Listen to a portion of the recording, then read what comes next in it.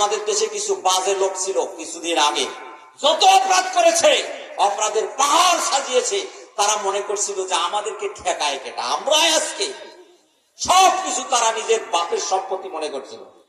সব তছনছ করেছে, হাজার হাজার কোটি টাকা এই দেশ থেকে পাচার করেছে, বিচার ব্যবস্থাকে লুণ্ঠিত করেছে, হককে না হক, না হককে হকে পরিণত করেছে, শয়তানি করেছে।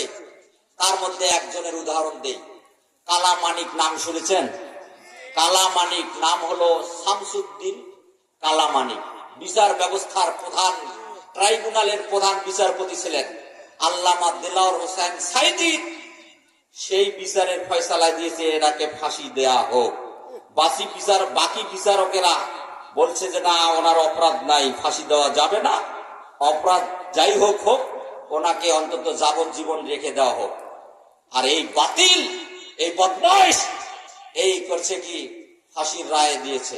সম্মানিত ভাইরা, ফাঁসির রায় কার্যকর হোক আর না হোক, কিন্তু অন্যায় বিচার করেছে, করেছে কিনা, করেছে কিনা?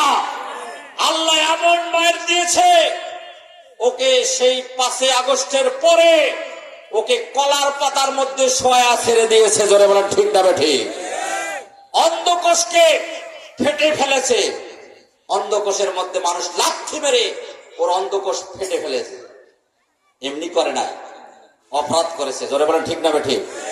সম্মানিত ভাই, আজকে কোথায় তাদের অবস্থান? আজকে সবগুলো দেখেন ওই মামার বাড়িতে আছে, সবগুলা। এরকম আনিসুর হক আইনমন্ত্রী, তারপরে ওই যে সালমান এফ রহমান, এরপরে যারা আরো অনেকে, এরকম সবগুলো মামার বাড়িতে আছে। এখন মামার বাড়ির শান্তি কেমন এখন বুঝুক নাকি? জোরে বলেন ঠিক না ঠিক? এলে এমনি তো হয় নাই। সম্মানিত ভাইরা, বিনা অপরাধে আমরা কি সন্ত্রাসী? আমরা কি খুনি? আমরা কি দাগাবাজ? আমরা কি চান্দাবাজ? আমাদেরকে জেলে পুরে চারবার আমাকে জেলে ঢুকানো হয়েছে।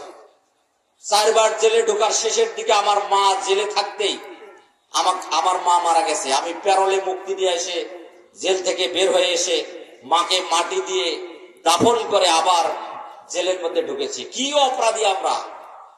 সম্মানিত ভাইরা, এই জন্য অপরাধ করলে শাস্তি পেতে হবে, এটা জেনে রাখবেন। আজ হোক আর কাল হোক, অপরাধের শাস্তি পেতেই হবে।